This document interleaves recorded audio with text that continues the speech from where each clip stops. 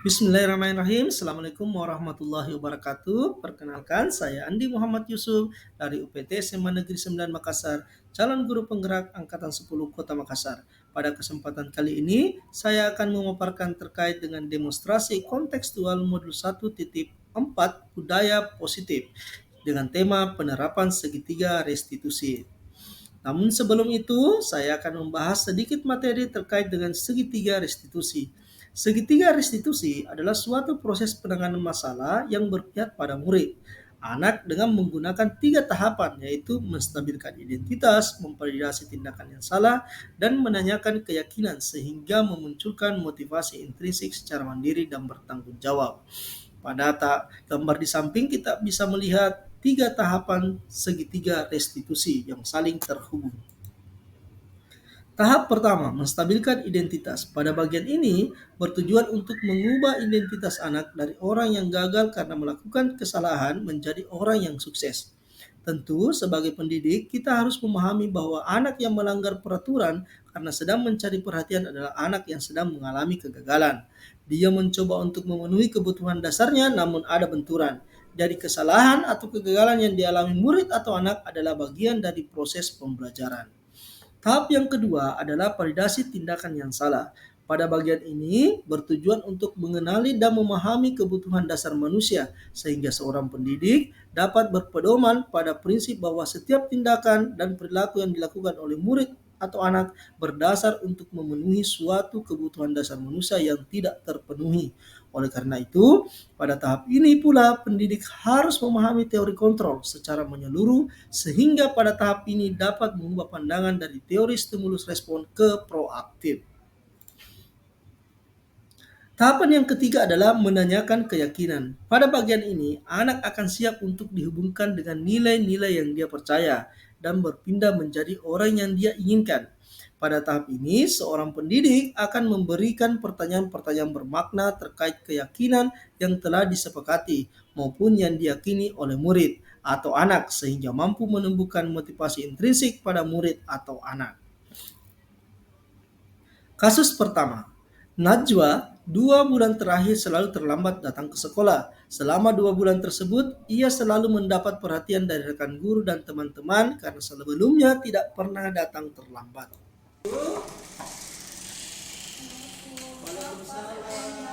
Ayo coba Nanda Najwa duduk dulu ya.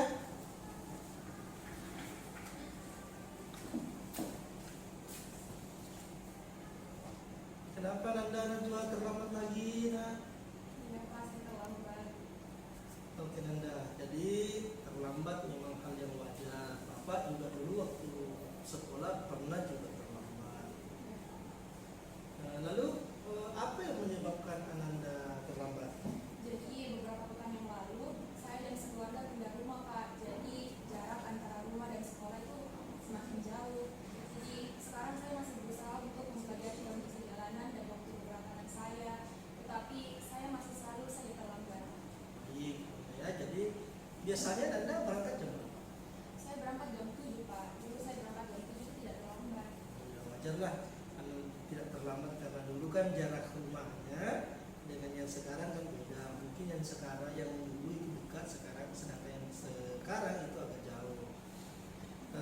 Sekarang coba Ananda pikirkan kira-kira kalau Ananda masih sering terlambat seperti ini, apakah sesuai dengan keyakinan kelas kita sebelumnya? Tidak. Kira-kira keyakinan kelas apa yang tidak sesuai dengan? Kedisiplinan dan saling menghormati Pak. Apakah Ananda meyakini kedua keyakinan kelas kita tadi itu? Ya Pak. Kalau begitu, kira-kira Ananda bisa tidak memperbaiki permasalahan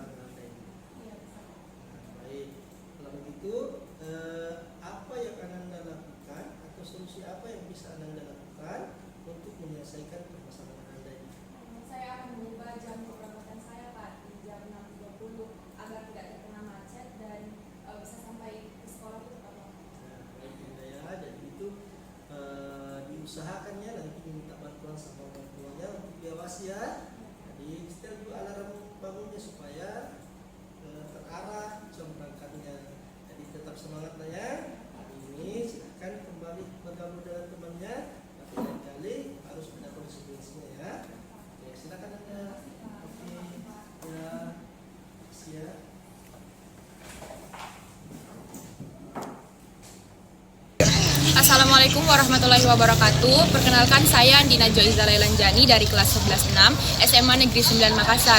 Saya sangat menyukai cara Pak Yusuf memberikan saya arahan terkait masalah saya yaitu terlambat. Dan saya juga diajarkan untuk dapat mengatur waktu saya agar bisa lebih disiplin dan menghargai peraturan yang ada di sekolah. Demikian tanggapan saya. Terima kasih. Wassalamualaikum warahmatullahi wabarakatuh. Kasus 2, Sheryl tidak terima selalu diejek dengan menyebut nama orang tuanya oleh temannya. Ia marah dan tidak dapat menahan emosinya. Berikut videonya.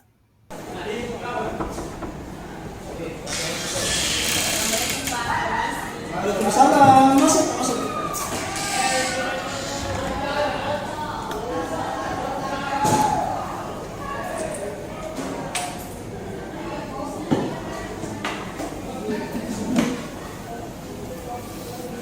Kenapa nak tumben menghadap sama bapak? Saya jengkel dan marah Pak. Wah, kenapa bisa jengkel marah dan marah lah? Jadi teman saya bernama Rizal itu setiap kali bertemu dengan saya selalu mengedit dengan menyebut nama orang tua saya Pak. Pantas nih kamu marah. Bapak juga kalau di posisi Anda pasti juga akan marah jika diejek dengan hal seperti itu. Iya Pak, makanya saya jengkel dan marah. Lalu apa yang kamu lakukan terhadap temanmu? Saya mengejek balik Pak dengan menyebut nama orang tua dan juga sambil memukul meja. Baik, semoga tidak melakukan hal yang lebih dari itu Anda ya. Tapi kira-kira apakah Anda melakukan hal itu dengan alasan tertentu? Iya Pak, karena saya jengkel dan marah karena seharusnya Rizal tidak melakukan hal tersebut. Ya wajar ya, Anda merasa jengkel, merasa marah. Bapak juga kalau misalnya di posisi Anda pasti juga melakukan hal yang sama. Tapi syukur Anda tidak melakukan hal yang lebih dari itu, misalnya itu teman. Nah sekarang Anda coba pikirkan tindakan kami ini memukul meja misalnya tadi, apakah sesuai dengan keyakinan kelas kita? Tidak Pak, Nah, kira-kira keyakinan kelas apa yang dilakukan? harus saling menghormati sesama teman Pak. Nah, apakah Anda meyakini keyakinan itu? Meyakini Nah, kira-kira apa yang Anda lakukan agar tetap meyakini keyakinan itu? harus lebih bersabar dan berusaha Pak jika ada teman yang melakukan hal tersebut. Baik, kira-kira Anda bersedia tidak memperbaiki masalah yang Anda? Bersedia Pak. Kira solusinya apa untuk masalah ini? Jika hal tersebut terjadi lagi, saya harus lebih bersabar dan mengontrol emosi kemudian melaporkan kepada yang lapor. Saya pikir sudah menjadi solusi yang sangat baik. Jadi lain-kali jangan sampai melakukan tindakan yang melebihi dari keyakinan kelas kita ya. Oke, terima kasih Anda ya. Terima kasih banyak. Boleh kembali ke kelasnya ya. Terima kasih Bapak sudah mendengarkan pertanyaan saya. Oke, thank you. Terima kasih Anda ya. Terima kasih Pak. Oke.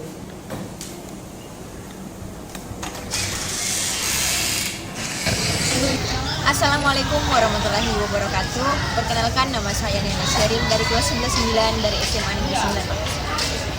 Tanggapan saya mengenai menceritakan permasalahan saya kepada Pak Yusuf, saya merasa sangat aman dan permasalahan yang saya hadapi dapat terselesaikan dengan baik. Pak Yusuf memberikan solusi serta menanggapi permasalahan saya dengan baik, sehingga saya merasa aman dan nyaman menceritakan kepadanya. Baik, itulah tadi tanggapan dari saya.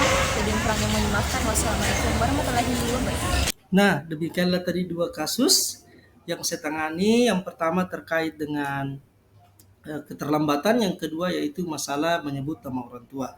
Terima kasih banyak. Salam bahagia guru-guru hebat, tergerak, bergerak, menggerakkan. Saya pamit atas nama Andi Muhammad Yusuf, UPT SMA Negeri 9 Makassar, calon guru penggerak angkatan 10 Kota Makassar. Wassalamualaikum warahmatullahi wabarakatuh.